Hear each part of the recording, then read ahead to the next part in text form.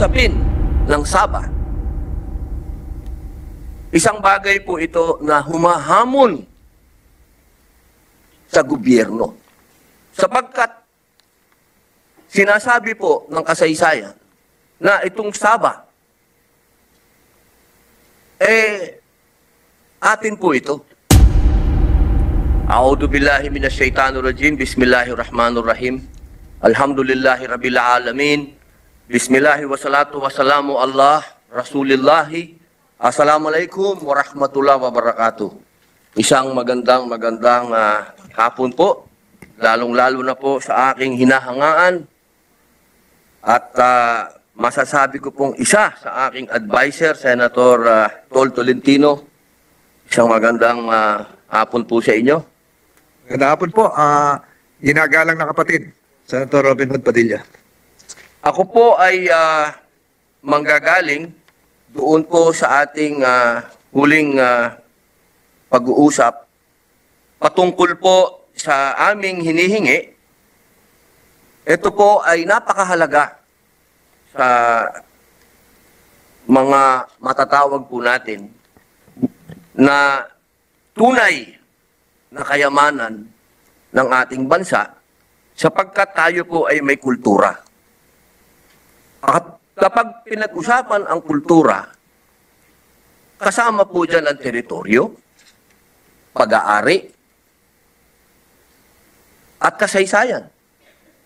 Hindi po pwede na magkaroon ng isang kultura na walang kasaysayan at walang pag-aari. Ito pong usapin ng Sabah. Isang bagay po ito na humahamon sa gobyerno. Sapagkat sinasabi po ng kasaysayan na itong Sabah, atin po ito. Hindi po ito usapin ng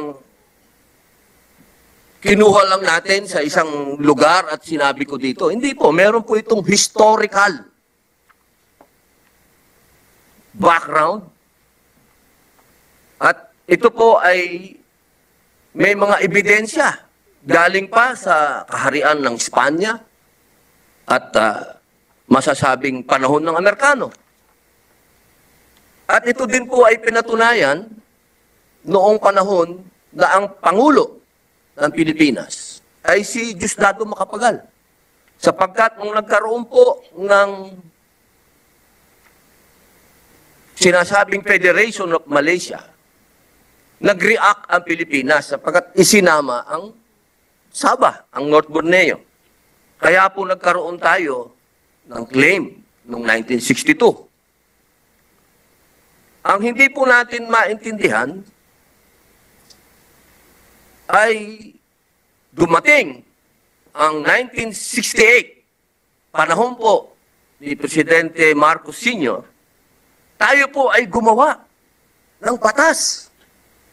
Ito po yung Republic Act 5446 na ang sinasabi sa Section 2, the definition of the baselines of the territorial sea of the Philippine Archipelago as provided in this act is without prejudice to the delineation of the baselines of the territorial sea around the territory of Sabah, situated in North Borneo, over which the Republic of the Philippines has acquired dominion and sovereignty. Napakaganda po nito, napakaliwanag po nito. Noong 1982, nagkaroon po ng UNCLOS. Mas maipapaliwanag po ng ating mahal na kasama at hinahangaan teacher ko, si Senator Tol Tolentino. Ano nga po ba yung ibig sabihin ng UNCLOS po? United Nations on Law of the Sea. Law of the Sea. Yan. Na-approve po yan noong 1982. Noong 1986, pagkatapos po ng revolution, nagkaroon po tayo ng 1987 Constitution. Doon po sa 1987 Constitution, hindi po natin maintindihan kung bakit yung historical. Nawala doon sa konstitusyon natin. Napalitan po yan, nanahimik yung patungkol po sa sinasabing historical rights. At hindi lang po yun, nagkaroon pa ng seksyon na nawala na ang mga royalties sa Pilipinas. Wala na ho tayong mga sultan. Nawala pa hong Pilipinas, wala pa hong mga Espanyol dito sa atin, meron na ho tayong mga sultan. Nawala po yan noong 1987 Constitution. Pati po yung historical rights sa pag-aari. Ngayon po, noong 2008, dumating po yung Republic Act 9522. Dito po sa Republic Act 9522, naging napakatahimik po nito sa usapin ng Sabah. Pero hindi po ibig sabihin na tinatalikuran po ito dahil sinabi mismo ng Supreme Court na naninindigan ang Supreme Court na mayroon tayong claim dyan na Sabah. Ngayon, ang akin pong hinihingi, bakit po kaya ito po ay sa usapin po ito ng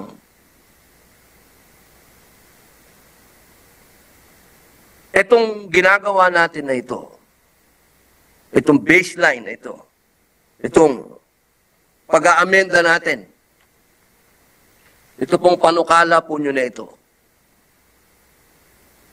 hinihingi po namin na wag tumahimik itong panukala na ito patungkol po dito sa Sabah. Sapagkat mahirap pong tanggapin, Ako lang po, personal ko ito. At alam ko, yan din ang nararamdaman ng ating mga kapatid na tinatawag nating stateless. Stateless ngayon. Dahil sa dami ng mga refugee daw, hindi ko alam bakit tinawag na refugee, kababayan natin yun, na magmula dyan sa Sabah, ay pwersahang inilikas at ibinalik sa Sulu. Ang hindi po natin maintindihan ay bakit hindi natin makuha yung mismong suporta ng gobyerno kung paano ang binibigay na suporta ng gobyerno diyan sa West Philippine Sea, parehas lang tayong merong claim. At itong ang kaibahan, historical ito, meron itong mga patotoo, meron itong mga papeles, meron itong mga dokumento, galing pa sa Espanyol, sa Amerikano, sabihin nyo na lahat kung anong gusto nyong ebidensya. 1982 lang yung UNCLOS. Hindi ko po sinasabi na wag natin kilalanin yung UNCLOS, kilalanin po natin yan, pero wag natin din kalimutan yung mga ibang treaty na nagpapalakas sa ating claim. Hindi po natin maintindihan. Hindi ko po sinasabi, sapagkat kung meron pong isang tao dito na naniniwala ako na nagmamalasakit sa claim ng mga Muslim dyan sa Sabah, ay si Senator Tolentino. Siya nga nagbigay sa akin ng lecture dyan. Ang dami niya dyan, ebidensya. Ang hinihingi lang po natin ay magkaroon tayo ng pantay na atensyon. Sapagkat sovereignty po ang Sabah, ang claim natin sa Sabah ay sovereignty. Hindi ko po sinasabi na awayin natin ang Malaysia. Wala po akong ganung intensyon. Wala po akong kahit na sinong kaibigan nating bansa ang awayin. Ang sinasabi ko lamang po, dapat sa ating local laws, sa ating mga pansariling batas, dapat ay matibay ang ating paninindigan na sa atin ang Sabah. Kung paano natin pinaglalaban na atin ang 200 nautical miles na sovereignty rights natin, ganun din natin ipaglaban ang sovereignty Ang gobyerno natin sinabi, inclusive. Property ito, pag-aari ito ng mga Muslim na hindi nila inagaw, kanila to. Pag-aari nila to.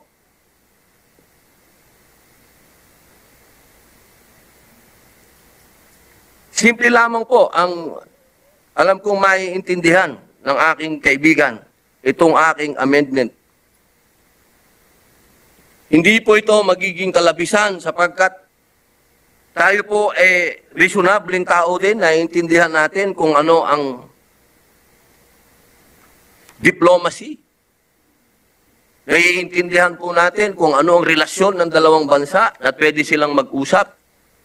Pero hindi po yan dapat maging hadlang para magkaroon tayo ng mga sarili nating batas dito sa ating bayan. Dito po sana, kung pwede po, kung nanaisin po ng ating mahal na kapatid, teacher, Senator Tolentino, maaari po ba akong magbigay ng aking amendment? Mahal na Pangulo, tayo po ay pumapayag, sumasang-ayon sa pagbibigay ng amendments o pag-amyenda. Ito po ay karapatan ng ating ginagalang na kapatid. Subalit kung pagbibigyan po ninyo akong makatugon ng ilang kabanata, palagay ko po mas lalong liliwanag po ang ating usapin, lalong-lalo na sa mga nakikinig sa ngayon, kung pahintulutan. Opo. Alam niyo po, mahal na Pangulo, wala po tayong dito sa batas natin ngayon, sa saligang batas, sa nabanggit na UNCLOS kanina, wala po tayong ibinigay na wala, hindi kinikilalang pag-aari, maging bahagi man ito ng makasaysayang pag-aari, maging bahagi man ito ng tratado ng Paris o tratado ng Washington noong mga nakaraang panahon. Ito po lahat ay naandyan, mahal na Pangulo. Dangan nga lamang na hindi ganon kabigkas ang mga katagang batas patungkol dito dahil nabanggit na rin ng ating mahal na kapatid buhat sa Nueva Ecija at sa Bicol na ang mundo ngayon ay kumikilala sa mga diplomatikong pag-uusap kung saan bilang kabahagi ng isang malaking rehiyon, halimbawa po ang ASEAN, ay tayo po ay may mga lingwaheng ginagamit na hindi nakakakuha ng masasakit, nagdudulot ng masasakit na damdamin o dili kaya ay magdudulot ng isang hindi kanais-nais na kabanatang diplomatiko, mahal na Pangulo. Gusto ko lamang pong banggitin na wala pong nabago sa ating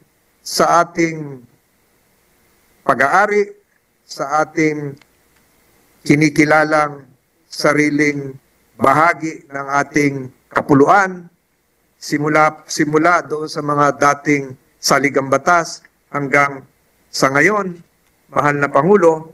At gusto ko pong idagdag natin na tama, meron pong mga batas kung saan nakalagay yung nabanggit ng ating kapatid patungkol sa Sabah.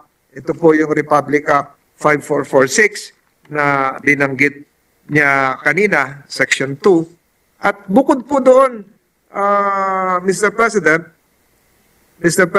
nakikita po natin nung tayo po ay nagkaroon ng interpellation at ito rin ating kapatid, ang ating nakapaliwanagan, ay atin pong pinaliwanag ng mariin yung katagang, and I quote, all other territories over which the Philippines has sovereignty or jurisdiction, unquote, would refer probably to that portion of North Borneo. So yung atin pong Article 1 ng ating saligang batas, kung idadagdag natin yung Section 2 ng Republic Act 5446 na hanggang sa ngayon po ay umiiral, ay magpapatunay na wala po tayong iniiwanan, tinatalikdan at hindi na sinusulong na pag-aari patungkol po doon sa nabanggit ng ating mahal na kapatid. At magpapatunay po dito ang napakaraming kataga na nagbuhat sa kagalang-galang at kataas-taasang Korte Suprema kung saan doon po sa kaso ng Magallona versus Ermita ay sinabi, and I quote in English, yung ruling po ng Supreme Court, ang sinabi po nila ay the definition of the baselines, and I quote, the definition of the baselines of the territorials of the Philippine archipelago as provided for in this act is without prejudice to the delineation of the territorial sea around the territory of Sabah, etc., etc. Ibig sabihin po, yung ruling ng Supreme Court is that it keeps open the door for drawing of the baseline. So wala po sa kasalukuyan, wala po tayong winawaglit, isinasa isang tabi, inalagay sa ilalim ng isang aparador, sa loob ng aparador. Buhay po lahat yan. Ang batas po natin ay buhay. At gusto ko pong kumuha sa isang talata, kasi po sa mahal na Pangulo, doon po sa UNCLOS, nung nilagdaan po ito, at ang isa po sa lumagda ay dating Secretary of Foreign Affairs, dating miyembro din po ng Senado, si Senator Arturo Tolentino, sa UNCLOS po ay bawal po magkaroon ng isang reservation. Ang ginawa po ni Senator Tolentino ay gumawa po siya ng parang declaration or understanding. At ang nakalagay po doon sa declaration, pang-apat na talata in English, number 4, such signing, I'm now referring to the signing of the accession to the UNCLOS, such signing shall not in any manner impair or prejudice the sovereignty of the Republic of the Philippines over any territory over which it exercises sovereign authority, such as, binanggit po dito, yung Kalayaan Islands and the waters appurtenant thereto. Meaning to say that even when we signed UNCLOS, we never gave up, we never abandoned our claims, Mr. President. So, tama po ang ating ginagalang na kapatid na sa ginagawa niyang pagbibigkas ng kanyang salubin. Subalit gusto ko pong idagdag at bigyan ng diin na wala pong pagbabago. It has been there. It will remain there. It is part of our history. It is part of our culture. It is part of our legal regime. It is part of the international agreement we entered into called UNCLOS, and it has been recognized, UNCLOS, our membership in UNCLOS has been recognized by the entire diplomatic community. So it's there, Mr. President. Wala po tayo, maging sa batas na ating binabalangkas ngayon, ay wala po tayong inaabandona. Subalit, meron lamang mga kataga na hindi natin na ilalagay, sang-ayon na rin sa mga kasunduang ating pinasukan na lalong-lalo na yung United Nations Charter, kung saan lahat po ng resolutions ng conflict should be settled under the provisions provided for by the United Nations Charter, which would refer to peaceful settlement and negotiations without derogating Philippine sovereignty. Yun lamang po ang may dadagdag ko sa bilang tugon sa pananaw na ginagalang natin ng ating kapatid na buhat sa Nueva Ecija at sa rehiyon ng Bicol, Mr. President. Salamat po, mahal na kapatid, Senator Padilla. Maraming salamat po. Mahaba yung explanation ng ating professor. Opo, Please proceed. napakaganda po ng kanyang masasabi ko pong another lecture from the teacher, Senator Tolentino. Napakaganda po. Alam niyo po, ito po ay tatanawin na utang na loob sa inyo ng marami nating mga kapatid sapagkat matagal na po namin inaantay na magkaroon uli ng batas na magbibigay ng lakas ng loob sa ating mga kapatid na nandyan pa rin ang gobyerno ng Pilipinas at kakampi nila. Ito po yung aking amendment. Handa na po bang pakinggan ng ating teacher?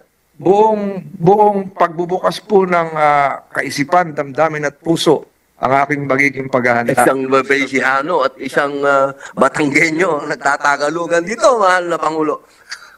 Ito na po.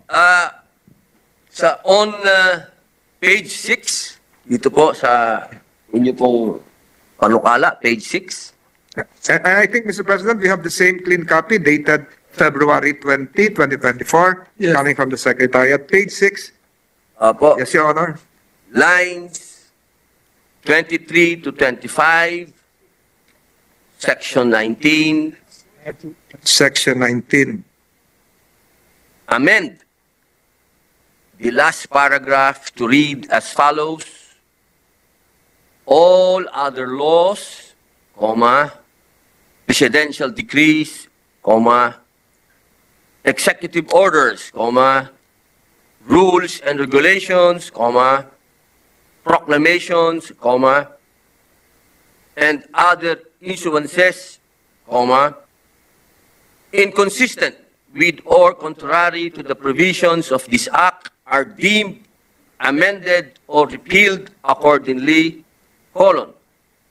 provided that nothing in this act shall be construed as repealing Section 2 of Republic Act Number 5446 as amended by Republic Act Number 9522 or an act to define the baselines of the territorial sea of the Philippines.